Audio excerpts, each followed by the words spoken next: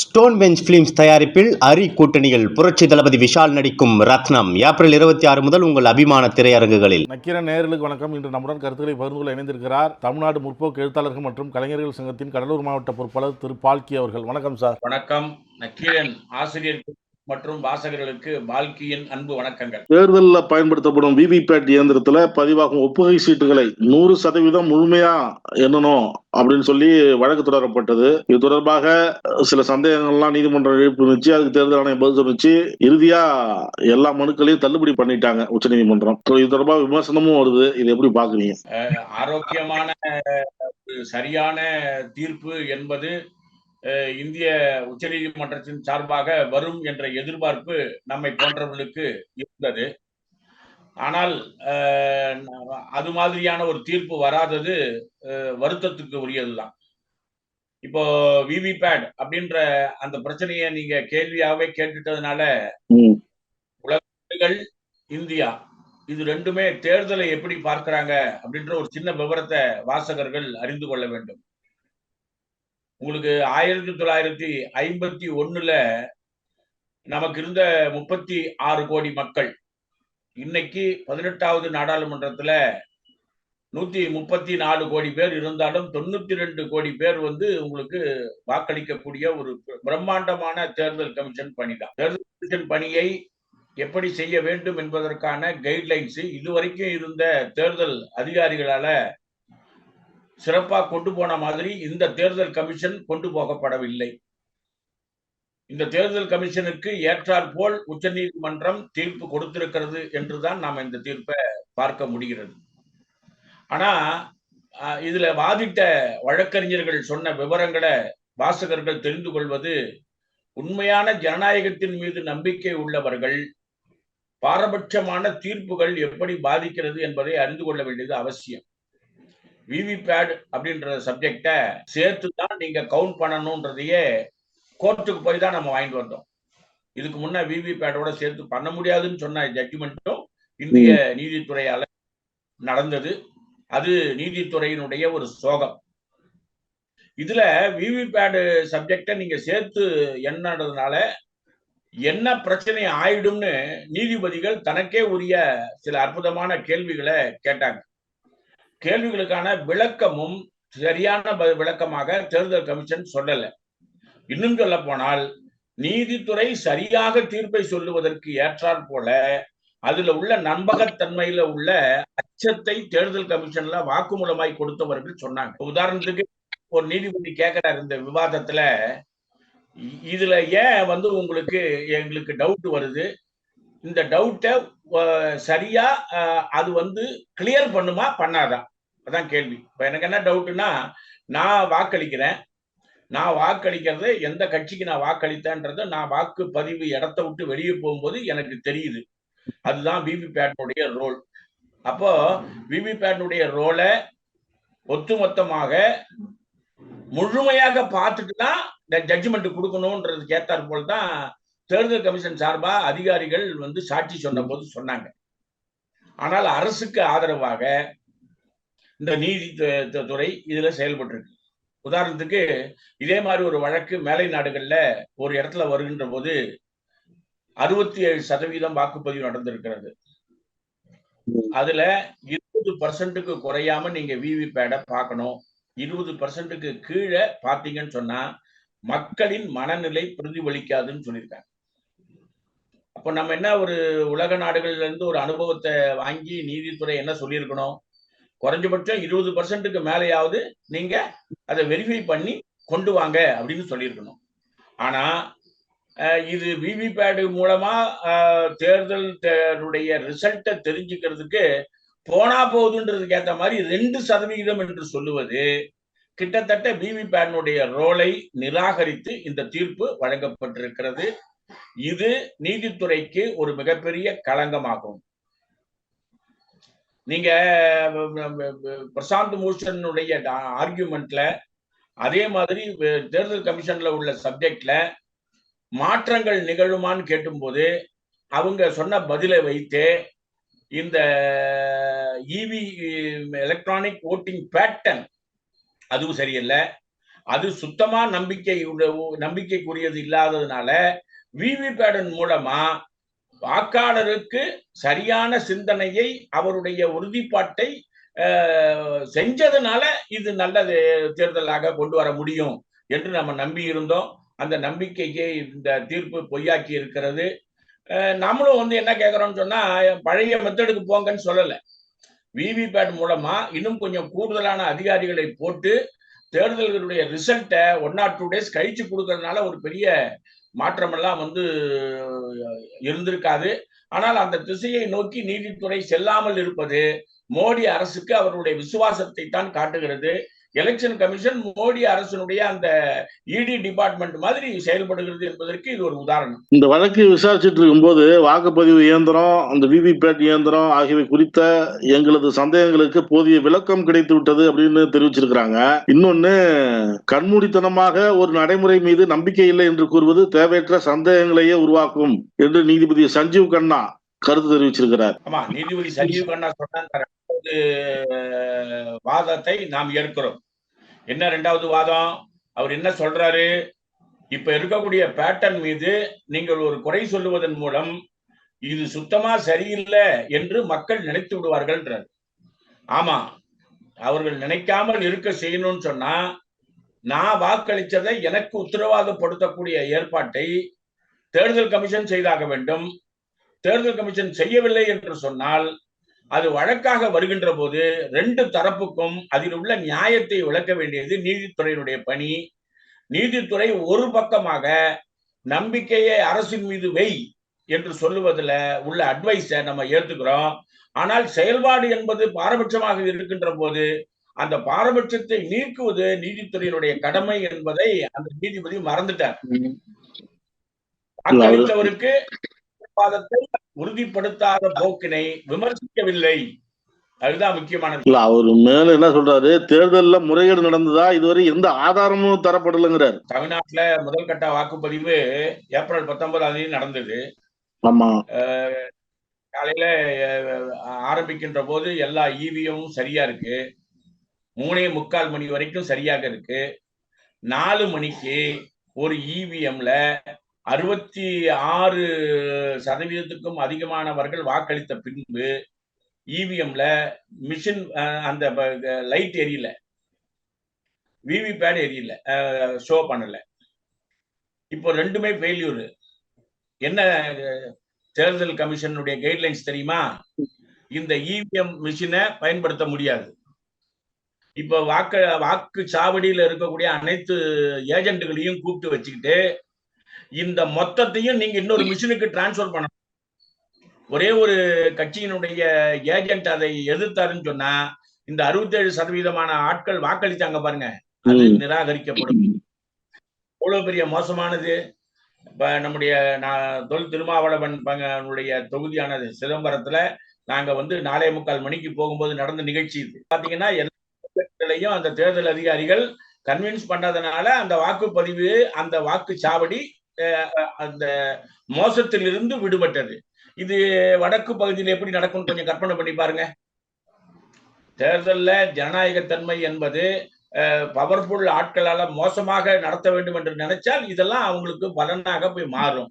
அதனால நீதித்துறை இன்னும் கொஞ்சம் கூடுதலாக விவிபேட் விக்கரை பற்றி ஒரு சரியான திசை வழியே குறைஞ்சபட்சம் 20% மேல அதை வெரிஃபை பண்ணி தான் நீங்க தீர்ப்பு அல்லது எண்ணிக்கையை சொல்ல வேண்டும் என்று சொல்லியிருந்தாதான் அது சரியா இருக்க முடியும். 2ஆம் கட்ட தேர்தல் நடைபெற்று கொண்டிருக்கிறது.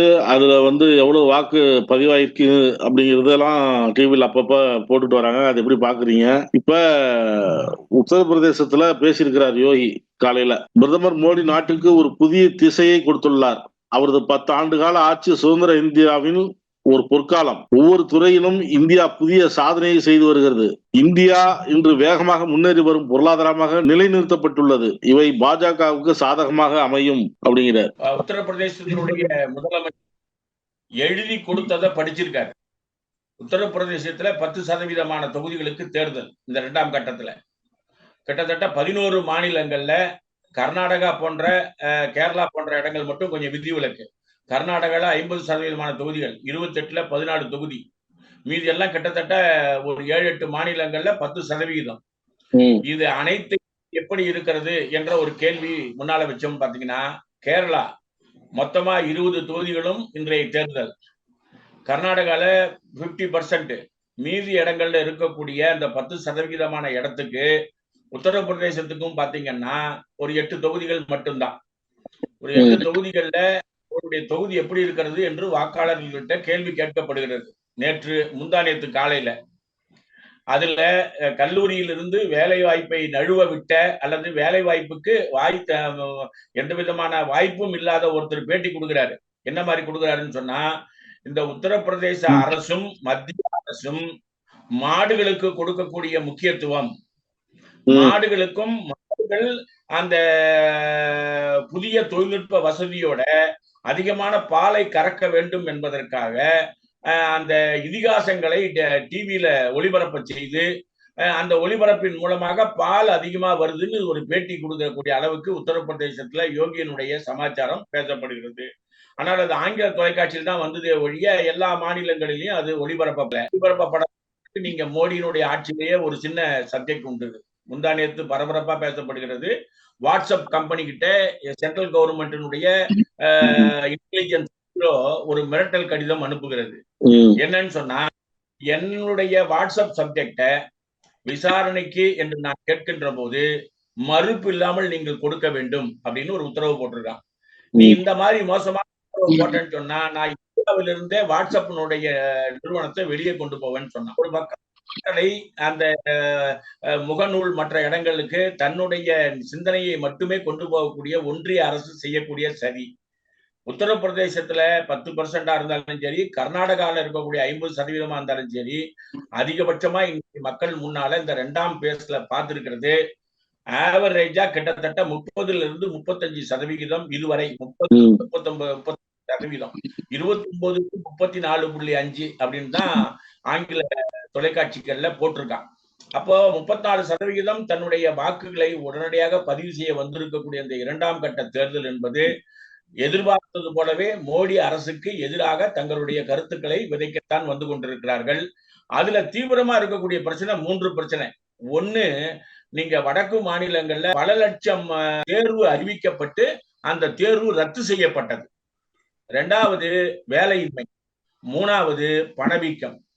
கிட்டத்தட்ட இந்த 20 நாள்ல தேர்தல் 19க்கு முன்னால வரைக்கும் பாத்தீங்கன்னு சொன்னா அத்தனை அடிப்படை பிரச்சனைகளிலும் ஒரு மோசமான விலை உயர்வு என்பதை மோடி அவர்கள் நம்முடைய இஸ்லாமியரை பற்றி பேசின சப்ஜெக்ட் என்பதும் அந்த லேடிஸினுடைய தாலியை அறுக்கக்கூடிய பணியை காங்கிரஸ் செய்கிறது என்று சொன்னதை எதிர்வினை மாறியிருக்கார்.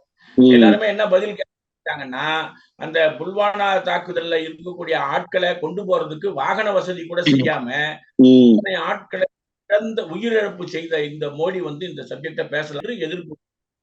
அதனால 2ஆம் கட்ட வாக்குப்பதிவு என்பதும் மோடி அரசின் மீதான கோபத்தை தான் வெளிப்படுத்தி இருக்கிறது. அமித்ஷா பேசும்போது சொல்றாரு, காங்கிரஸ் கட்சியின் தேர்தல் அறிக்கை வெளியானதில் இருந்து மக்கள் பாஜகவின் பக்கம் திரும்புவது மேலும் அதிகரித்துள்ளது அப்படிங்கிறார். காங்கிரஸ் கட்சி தனது பழைய சித்தாந்தமான சிறுபான்மையினரை சமாதானப்படுத்தும் அரசியலை கையில் எடுத்திருக்கிறது. அது தேர்தல் அறிக்கையிலும் தொடர்ந்துள்ளது. அதனால் பாஜக பக்கம் மக்கள் கவனம் திரும்பி இருக்கிறது, மாற்றம் நிகழ்ந்திருக்கிறது அப்படிங்கிறார் அமித்ஷா. அமித்ஷா காந்தி நகர் தொகுதியில அவர் எவ்வளவு கலவரத்துக்கு இடையிலே அந்த வேட்புமனு தாக்கல் செய்தார் என்பதை தொடர்ந்து தொலைக்காட்சி பார்க்கிறவங்களுக்கு தெரியும். அவர் ஒரு ரோட் ஷோ ஏற்பாடு பண்ணாரு அவருடைய தொகுதியில. அந்த ரோட் ஷோவுக்கு அவருடைய தொகுதியில போன தடவை அவர் ஏற்பட்ட மாதிரி இந்த தடவை வரல. ஏன் வரல கேள்வி அங்க கேட்கப்பட்டது. அதுக்கு சொன்ன பதில் என்னன்னா, இதுவரை 2 நாடாளுமன்ற தொகுதியினுடைய அந்த தேர்தலுக்கும் இவரோடு பணியாற்றியவர்கள் இவருடைய ஆட்களே. மோடியினுடைய முகத்தை காட்டாமல் நாம் இருப்பது இந்த தேர்தலில் நமக்கு நல்லது என்ற கருத்து வெளியே வந்திருக்கு. இன்னொன்னு, சூரத் நகர்ல ஏற்பட்ட மேட்ச் பிக்சிங்.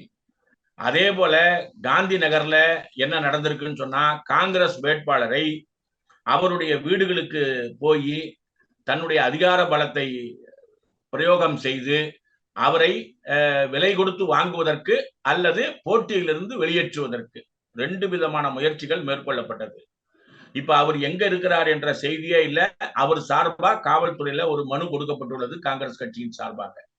என்னன்னா, என் உயிருக்கு பாதுகாப்பு இல்ல, எனக்கு இந்த தொகுதியில என்னை மிரட்டுவதற்கான வேலைகள் நடந்திருக்கிறது.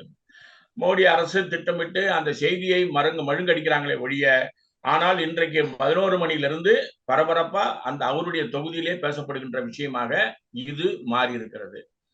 இப்ப நான் ஏற்கனவே ஆரம்பிக்கும் போது சொன்ன 1951 தேர்தல் ஆரம்பிக்கின்ற போது 36 கோடி மக்கள் இருந்த போது முஸ்லிம்களுடைய எண்ணிக்கை 6.1%. இன்னைக்கு 18வது நாடாளுமன்ற தேர்தல் நடக்கின்ற போது 134 கோடி மக்கள் இருக்கும்போது 30லிருந்து 134ன்றது 100 கோடி மக்கள் தொகை மாறுகின்ற போது 6%லிருந்து அவர்களுடைய சதவிகிதம் எவ்வளவு வந்திருக்குன்னு சொன்னா 18.2. தொகையை நான் சொல்றது முஸ்லிம் வாக்காளர்கள் 18.2க்கு கீழே வரும். அப்ப 6லிருந்து 18% என்கின்ற வளர்ச்சி உண்மையிலேயே பாப்புலேஷனுக்கு ஏற்ற மாதிரி முஸ்லிம்களுடைய எண்ணிக்கை வளர்ந்திருக்கிறதா என்று கேட்டால் இல்லை. சொல்றது என்ன பெரிய விஷயம்னா, மோடி 2 பிள்ளைகள ஒரு பிள்ளையா பிறந்தவர் இல்ல, அமித்ஷாவும் 2 பிள்ளைகள ஒரு பிள்ளையா பிறந்தவர் இல்ல, அத்வானியும் 2 பிள்ளைகள ஒரு பிள்ளையா பிறந்தவர் இல்ல, வாஜ்பாயும் 2 பிள்ளைகள ஒரு பிள்ளைவரா பெற்றவர் இல்ல. இவங்க வீட்டுல எல்லாமே மினிமம் 5, மேக்சிமம் 7. அப்ப 5 முதல் 7 குழந்தைகளை பெற்ற ஒரு குடும்பத்திலிருந்து வந்து அதிகமான குழந்தைகளை இஸ்லாமியர்கள் பெற்றுக் கொள்ளுகிறார்கள் என்ற சமாச்சாரத்தை படிக்காத ஜனங்களிடம் வீசுவதன் மூலம் ஒரு மோசமான மூட நம்பிக்கையை விதைக்க முயற்சிக்கிறார்கள். இந்த முயற்சி என்பது ஃபெயிலியர் ஆயிருக்கு இந்த தேர்தல்ல. அதுதான் அமித்ஷா தொகுதியிலையும் நடக்க போகிற ஒரு விஷயமாக தெரிகிறது. தேர்தல் பரப்புரையில பிரதமர் நரேந்திர மோடி பேசுற விஷயங்கள் சர்ச்சையா இருக்கு, விவாதமா இருக்கு. எதிர்கட்சிகள் போய் புகார் கொடுக்கிற அளவுக்கு வந்திருக்கு. இது வரைக்கும் 20,000க்கும் மேற்பட்டோர் புகார் எல்லாம் கொடுத்திருக்கிறாங்க இந்தியா பூரா அப்படின்னு சொல்றாங்க. இதுல மகாராஷ்டிரா மாநிலத்தை சேர்ந்த தனிநபர் ஒருவர் வழக்கு தொடர்ந்திருக்கிறார். இந்த வழக்கு விரைவில் விசாரணைக்கு வரும் அப்படின்னு சொல்லப்பட்டது. இதை எப்படி பாக்குறீங்க? அதாவது பரப்புரை பிஜேபி மோடி தலைமை பரப்புரை எப்படி இருக்குன்னு பாத்தீங்கன்னா, ராமாயணம் சீரியல் பார்த்தவங்களுக்கு ஞாபகம் வரும், ராமனும் சீதையும். இந்த ராமன் இருந்தவரும் சீதை இருந்தவரும், ராமனா நடிச்சவன் பிஜேபியினுடைய வேட்பாளர். சீதையாய் அந்த அம்மா நடிச்ச அந்த அம்மா ராமனுக்கு ஓட்டு கேட்டு, இப்போ உங்களுக்கும் எனக்கும் பால்கி அவர்களுக்கு வாக்களியுங்கள் என்று கேட்காம, அவருடைய பேரை சொல்லாம, நம்முடைய நெஞ்சங்களில் கொண்டிருக்கக்கூடிய ராமனை ஆதரியுங்கள் என்று சொல்லி சின்னத்தை சொல்றாங்க. தான் உத்தரப்பிரதேசத்துல இவர்கள் செய்து வரக்கூடிய பணி, பிரச்சாரத்தினுடைய தன்மை. பரப்புரையில அவர் எல்லார் மீதும் தாக்குதல் சொல்றது இந்த பீரியட்ல கொஞ்சம் அதிகமாயிருக்கு. 18வது நாடாளுமன்ற தேர்தல். இப்போது இந்த உளவுத்துறையினுடைய ரிப்போர்ட் எல்லாம் தனக்கு சாதகமாக இல்லை என்னும் போது வேகமாக தவறாக பேசுவதில் முதன்மையான பாடாக மாறியிருக்கிறார் மோடி அவர்கள். அப்போ மோடி இந்த மாதிரி பேசுறது சரியில்லைன்னு சொல்லி ஒரு தனிநபர் போட்ட வழக்கு இன்று காலை 11 மணிக்கு விவாதத்திற்கு வர வேண்டும், விவாதத்துக்கு வருவதாக இருந்தது. ஆனால் அதை விசாரிக்க வேண்டிய நீதிபதி தத்தா அவர்கள் எனக்கு உடல்நிலை சரியில்லை என்று சொல்லி லீவ்ல போயிட்டதுனால 29ஆம் தேதிக்கு இந்த வழக்கு என்பது தள்ளி வைக்கப்பட்டிருக்கிறது. முகநூல்ல இன்னைக்கு 1:30 மணிக்கு ட்ரெண்டிங் என்ன தெரியுமா? இந்த வேலையே எனக்கு வேணாண்டா, நான் என் ஊர்ல போய் மாடு மேய்ச்சாவது நான் பழச்சுக்கிறேன், எனக்கு இந்த போஸ்டே வேணாண்டான்னு தத்தா சொல்ற மாதிரி முகநூல் ட்ரெண்டிங் என்பது மாறி இருக்கிறது. அப்போ அந்த பதவியில இருக்கக்கூடிய ஆளுக்கு கொடுக்கக்கூடிய அழுத்தம், அவர் போட்டிருக்கிற கேஸே என்னன்னு சொன்னா 6 வருடம் தடை விதிக்க வேண்டும் என்று ஸ்பெசிபிக் கேஸ் போட்டிருக்காரு. அதாவது வயலேஷன் ஆஃப் கான்டாக்ட்ல மோசமான ரிலிஜியன் சப்ஜெக்ட் நீங்க பேசுனீங்கன்னா ஒரு ஆளு தேர்தல்ல 3 வருஷம் தண்டனை பெற்றால் எப்படி உள்ள இது கொடுக்க கூடாது சட்டம், இவர் 6 வருஷத்துக்கு அனுமதிக்க கூடாது என்பதுதான் அந்த கேள்வி கேட்டவருடைய கேஸ் போட்டவருடைய நோக்கம். ஆனால் இந்த தேர்தல இந்த மோடியினுடைய அணுகுமுறைய லண்டன்ல இருந்து வெளிவரக்கூடிய பத்திரிகை, அமெரிக்கால இருந்து வெளிவரக்கூடிய பத்திரிகை, மொத்தம் 9 பத்திரிகைகள் ஜனநாயகத்தை விலை பேசும் இந்திய தேர்தல்கள், ஜனநாயகத்தை விலை பேசும் இந்திய தேர்தல்கள், இதுல வாக்காளர்களுக்கான உரிய ஜனநாயக தன்மையை இந்த அரசு கொடுக்கவில்லை என்பதும், மிரட்டல் தொனியில் இந்த தேர்தல் நடக்கிறது என்பதும் பரபரப்பு செய்திகளாக வந்திருக்கிறது. அது இந்தியாவுக்கு ஏற்பட்டிருக்கக்கூடிய அவமானம். இதை மாற்றுவது நம்முடைய கடமை. முதல் கட்ட தேர்தல் 19ஆம் தேதி நடந்தது. அதுல இது தமிழ்நாடு திராவிட மண், அதனால பாஜகவுக்கு வாய்ப்பே இல்ல, அந்த கூட்டணி வெற்றி பெறாது, திமுக தலைமையிலான கூட்டணி தான் 39-30 எடுக்கும் அப்படின்லாம் பல பேர் சொன்னாங்க. நீங்களும் அந்த குறிப்பிட்டிருந்தீங்க. இப்ப 2ஆம் கட்ட தேர்தல் நடக்குது.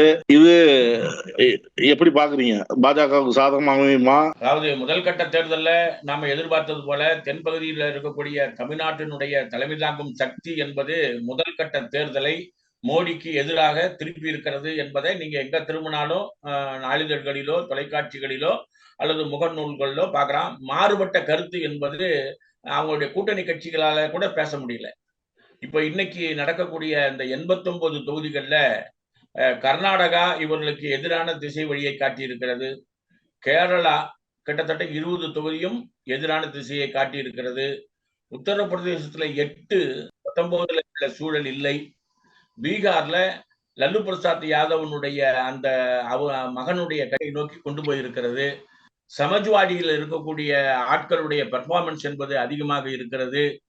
மணிப்பூர்ல ஏற்பட்டிருக்கக்கூடிய அந்த விரக்தி என்பது பிஜேபிக்கு எதிராக இருக்கிறது. அப்ப பாத்தீங்கன்னா இந்த 89 தொகுதிகளிலும் முதல்கட்ட வாக்குப்பதிவு கிடைத்த அதே பதிலைத்தான் ஆளுகின்ற கட்சிக்கு கொடுக்கும் என்று எழுதப்படுகிறது. ஏன் இப்படி நீங்க எழுதுறீங்க அப்படின்னு நம்ம கேள்வியாக அந்த பத்திரிகைக்காரங்களை கேட்கும்போது அவங்க சொன்ன பதில் என்னன்னா, தைரியமாக வாக்களிக்க வருபவர்கள் அரசை மாற்ற வேண்டும் என்ற சிந்தனையோடு தான் வாக்களிக்க வருகிறார். கலவரமா இருக்குன்னா அங்க யாரும் வர்றதுல ஒரு பிரச்சனை இருக்கலாம். கலவரம் இல்லாத பகுதிகளில் வர்றாங்கன்னாலே வந்து இந்த ஆட்சியை மாற்ற வேண்டும் என்று திடமாக வாக்களிக்கிறார்கள். கிட்டத்தட்ட 3, 4, 5, 6 அந்த 7 கட்டத்திலையுமே இவர்கள் எடுக்கக்கூடிய தொகுதிகளை பார்த்தோம்னு சொன்னா அந்த 3ஆம் கட்ட 4ஆம் கட்டத்துல கூட 2019 இருந்த சூழல் இருக்காது என்றுதான் இன்றைக்கு எழுதப்படுகிறது. அநேகமா பிரச்சாரத்தினுடைய எந்த பக்கம் போனாலும் கூட இந்த முறை அந்த 150 தொகுதிகள் 400, 250, 150 என்ற நிலை இன்னும் கீழே இறங்குவதற்குத்தான் இந்த மோடி தலைமையிலான ஆட்களுடைய பேச்சு என்பது அமைந்திருக்கிறது.